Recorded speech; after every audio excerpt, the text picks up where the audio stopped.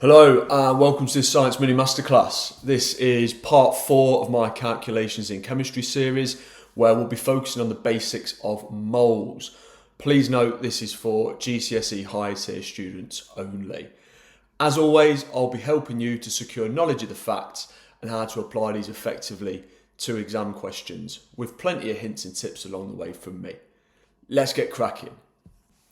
So, I've mentioned one of these golden triangle equations in a previous session, the one on the right, the MCV triangle equation. And if you've not seen that one with me before, check out my video on concentration calculations. Another one then, the one on the left, I remember this as the massive arm or massive Mr. Mole triangle equation, because essentially the top value represents the mass of the substance, and then the bottom two refer to the relative masses, the AR, which is the relative atomic mass, or the MR, which is the relative formula mass. And obviously we would decide on which of those is applicable in a given scenario. And the final M stands for mole, okay? And we'll be looking at what moles are in a moment. Couple of key bits of information to remember alongside these. Avogadro's constant, we'll be given that in the exam, and that represents a specific number of atoms, ions, or molecules. And for you separate science students, there's the molar gas volume there as well. Another video on that in due course. So, Amedeo Avogadro played a very important role in deducing this value, which represents a mole of atoms or a mole of molecules, okay? Now, thankfully, we do not have to remember that number. If we are to use it in an exam, we'll be given that value.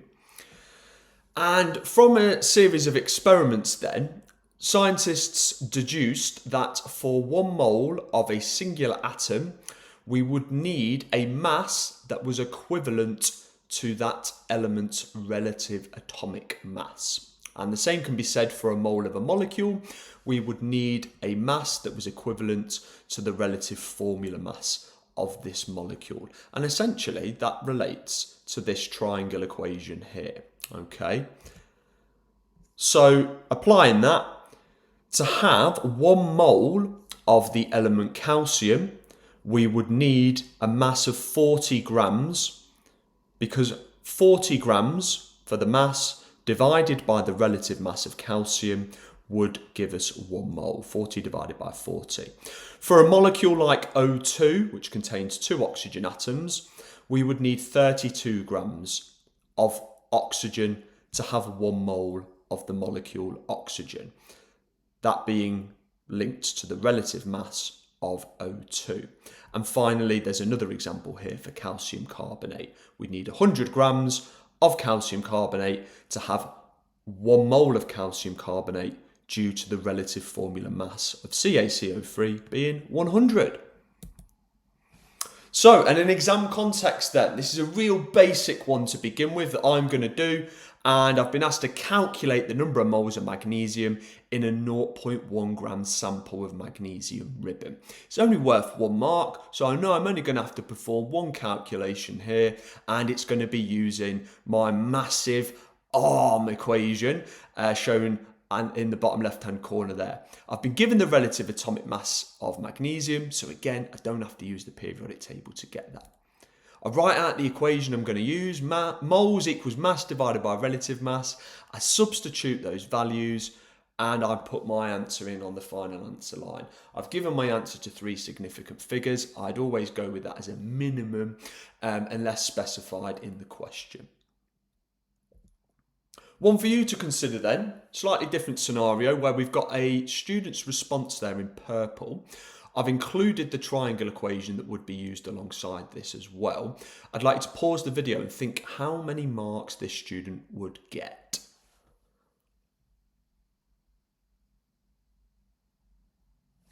Okay, in this case, absolutely nothing. Now, the reason they've achieved 0 marks is primarily due to not interpreting the information given in the question carefully. Yes, they've tried to do a mass divided by relative mass, but these are incorrect values. We're told that magnesium, 0.12 grams of it, has been reacted in air to produce 0.2 grams of magnesium oxide. Since this question is asking us to calculate the number of moles of oxygen, what the student should first have done is worked out the mass of oxygen based on these two values, giving them 0.08 grams. They should then have divided the mass of oxygen by the relative mass of O2. So we've got 2 oxygen atoms in O2, so we would multiply the relative atomic mass of oxygen by 2 to give us a relative formula mass of 32, and that gives us a correct answer of 0.0025 moles. Examiner's tip: be very careful when transferring longer decimal values from your calculator into your exam paper. Quite often see students being out by a factor of 10 when I'm examining due to not copying the answer over from their calculator accurately. One for you to have a go at then. Please pause the video and I'll review the answers to this in a moment. Right then, for this one, we first work out our mass of oxygen, because once again we're told the mass of copper and the mass of copper oxide produced, so we have to work out how much oxygen was added to that copper. 16 grams. We do mass divided by relative mass, gives us an answer of 0.5. You'd get 1 mark for your mass of oxygen, 1 mark for showing that you know how to use essentially this triangle equation correctly. And then if you got the final answer, that's a full 3 marks for the final answer alone. So, some slightly more unusual scenarios, but these do crop up in exams quite often, are ones where we've got to use Avogadro's constant as part of our calculation. In this case, I've been asked to calculate the mass in grams of hydrogen using the relative atomic mass of hydrogen and Avogadro's constant. Now, I'm looking at a singular hydrogen atom. Now, I know that, yes, mass equals moles times relative mass, and I know that for 1 mole of hydrogen, I need a mass that is equivalent to the relative mass. Okay, so I'd have a 1 gram of hydrogen to have 1 mole of hydrogen. So 1 gram of hydrogen is equivalent to this many atoms. I want to know the mass of 1 atom. So what I'm going to do is divide the mass of this many atoms by Avogadro's constant. So 1 gram divided by this many atoms gives me the mass of 1 atom of hydrogen, which is 1.66 times 10 to the minus 24. One more example, again involving Avogadro's constant. This time I've been asked to calculate the number of atoms combined in 1 mole of copper iodide, CuI2. I've again been given Avogadro's constant. I know I'm going to have to probably perform 2 calculations here as it's a 2-mark question. To begin with, my first bit of math is identifying there are 3 atoms in copper iodide. Okay. If there's 3 atoms in copper iodide, I'm going to need to multiply Avogadro's constant by 3 to give me 1.8 times 10 to the 24 atoms. 2 for you to have a go at. There's 6 marks worth of questions here, so you should be aiming to spend no more than 6 minutes. Pause the video and I'll review the answers in a moment. Okay, for the first one, you get 1 mark for your relative formula mass of sulfur dioxide because we were not given that in the question. So we had to firstly calculate the relative mass using the relative atomic masses. Second mark, application of mass divided by relative mass gives us 0.75 moles. And because we want the number of molecules, well, we need to multiply the number of moles by Avogadro's constant, which is going to give us an answer of 4.515 times 10 to the 23. And for the second one, again, we're using moles equals mass divided by relative mass. I'm going to work out my moles by substituting the values of mass. And in this case, I've been given the relative formula mass already for me. 44 gives me 0.0025 moles. I then multiplied the number of moles by Avogadro's constant, giving me a final answer of 1.5 times 10 to the 21. So, in the final part of this session, I'm going to be looking at a slightly more challenging scenario where we've got a question from question 9 of the paper. So, this is from an AQA exam, and I know it's going to be more demanding and more is going to be required of me to achieve the marks because it's towards the end of the paper and the papers are ramped, so they get more challenging as they go along.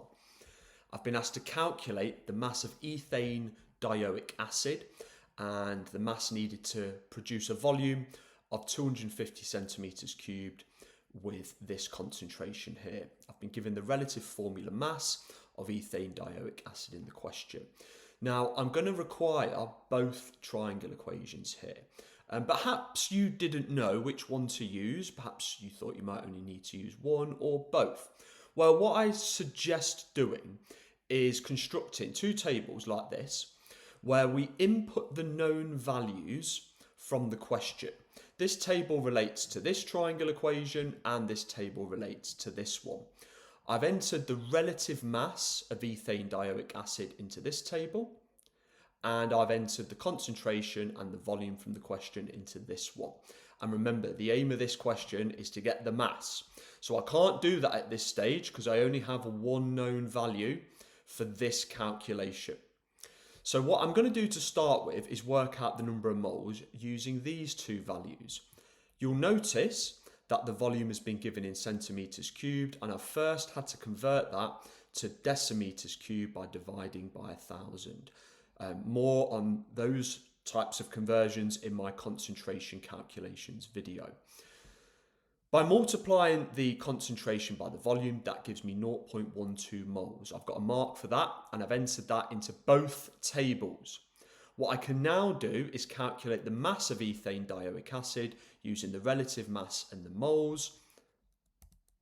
I multiply the relative mass by the moles to give me an answer of 1.08 grams. Final question for you to have a go at home. This one is worth 3 marks, so there's an extra little bit for you to work out as part of this question, applying the same knowledge though as from the previous slide. Pause the video and have a go at this question.